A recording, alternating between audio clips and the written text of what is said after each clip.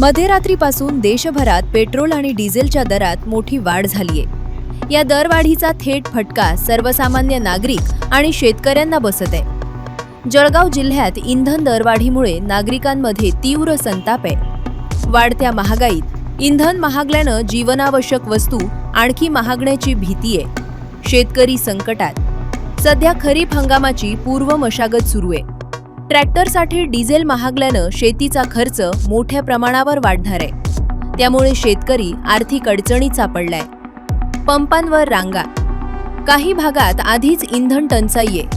नागरिकांना पेट्रोल डिझेलसाठी 2-2 दिवस रांगेत उभे राहावे लागत आहे। त्यातच या दरवाढीनं जनतेच्या जखमेवर मीठ चोळले।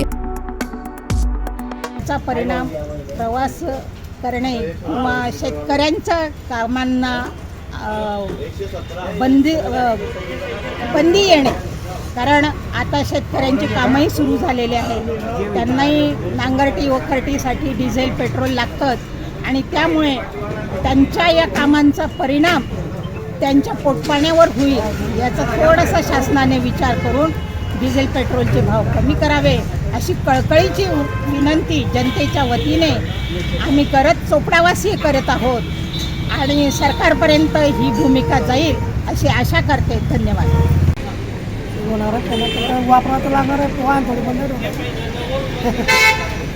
माग टाकावं लागत सवय वाहनाची सर्वच गोष्टींवर आता त्याचा परिणाम होईल।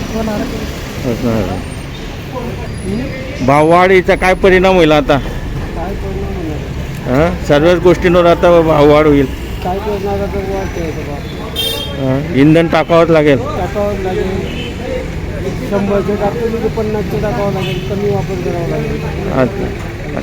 शेती कामासाठी देखील आता लागतं, डिझेल लागतं, मग त्याच्यावर बी परिणाम होईल। मग शेतीवर